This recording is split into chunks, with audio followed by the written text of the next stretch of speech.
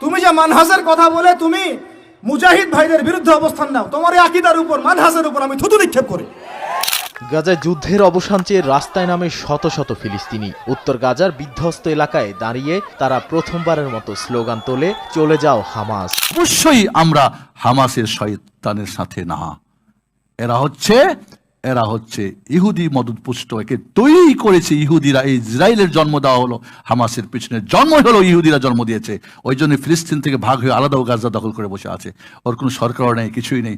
ও পাগলা কুত্তাকে যখন মারছে, তোরে মারলে কে ওর পেছনে যাবে? আকীদা ও মানহাজের উপর থুতু নিক্ষেপ করেছিল আবু তোহা আদনান।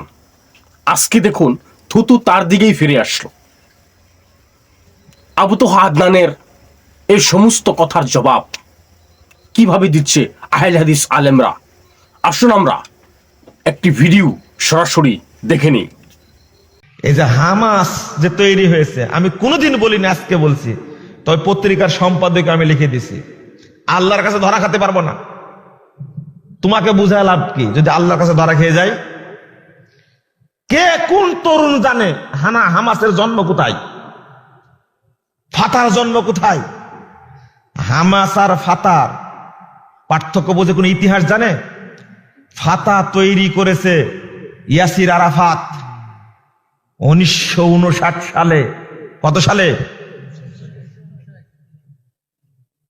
প্যালেস্টাইন লিবারেল লীগ যেটা তৈরি হলো কত সালে? 1964 সালে। হামাস তৈরি হলো 1987 সালে। কত সালে?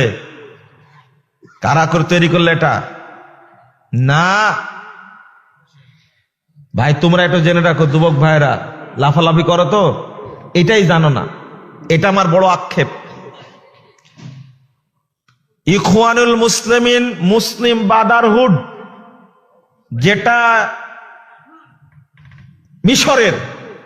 মিশরের শাখা খুলল মুসলিম ব্রাদারহুড হামাস নামে 1987 সালে।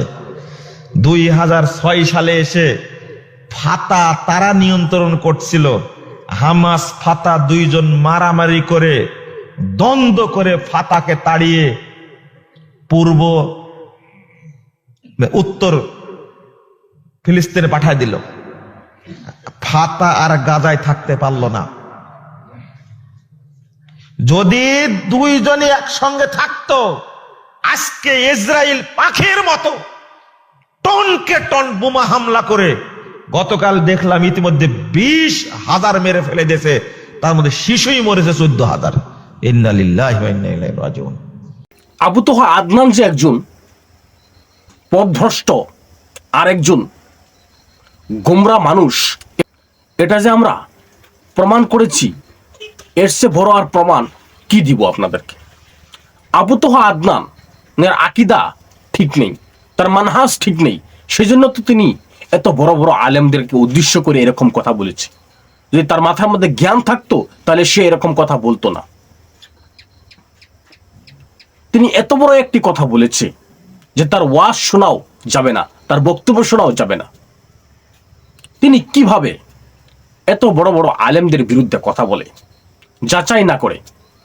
তাহলে আজকে আবু তোহা আদনান কোথায়, যেখানে হাজার হাজার ফিলিস্তিন ভাইয়েরা যখন বিরোধিতা করছে, হামাস বের হয়ে যাও এরকম কথা, আজকে আবু তোহা আদনানের প্রতিবাদ কোথায়? আজকে আবু তোহা আদনান কথা বলে না কেন? কেন ফিলিস্তিন ভাইয়েরা প্রতিবাদ করছে? কেন চলে যেতে বলছে তাদের এখান থেকে হামাসকে?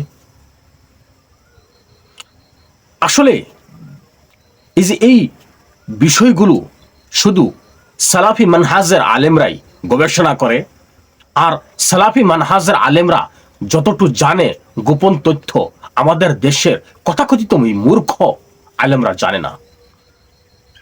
জেনে এরা বহু কথাই বলে থাকে। সৌদি আরবের যুবরাজ সম্পর্কে উল্টাপাল্টা কথা বলে থাকে। আপনি কি কখনো গিয়েছেন? আপনি সৌদি আরব কখনো গিয়েছেন? সালমান বিন আব্দুল আজিজের ফ্যামিলি সম্পর্কে আপনি কি জানেন? আপনাকে কে বলেছে তার পার্সোনালি লাইফ নিয়ে কথা বলার অধিকার আপনাকে কে দিয়েছে? সারাটা দিন শুধু সৌদি আরবের বিরুদ্ধে কথা বলা, শুধু সৌদি আরবের বিরুদ্ধে কথা বলা? আপনাকে অথরিটি কে দিয়েছে? আপনি কখনো গিয়েছেন সৌদি আরব? আপনি কখনো সৌদি আরবের রাজ পরিবারের সাথে দেখা করেছেন? তাদের সাথে কথা বলেছেন? আপনি কিছুই জানেন না, শুধু শুনেন আর ডেলিভারি করে দেন আম জনসাধারণের সামনে, বিভ্রান্ত করেন মানুষকে। এখনো সময় আছে, তওবা করে ফিরে আসেন। এই আবু তাহা আদনানের মতন মানুষকে গোমরা করছে, মানুষের কাছে উল্টো পাল্টো কথা বলে মানুষকে গোমরা করছে। আল্লাহ যেন এরকম বক্তাকে সাধারণ মানুষের কাছ থেকে বাঁচাই। আল্লাহ যেন এরকম হুজুরদের, এই আবু তাহা আদনানের মতন হুজুরদের থেকে সাধারণ মানুষকে বাঁচাই। আমাদের আহলে হাদিস সালাফি মানহাজের সাধারণ জনগণকেও যেন আল্লাহ এরকম বক্তার আবহাওয়া থেকে যেন বাঁচিয়ে রাখে। আমিন। আর আবু তাহা আদনানকে আল্লাহ হেদায়েত দান করুক। আমিন। আরেক ভিডিওতে আবার দেখা হবে ইনশাআল্লাহ। আসসালামু আলাইকুম ওয়া রাহমাতুল্লাহি ওয়া বারাকাতুহু।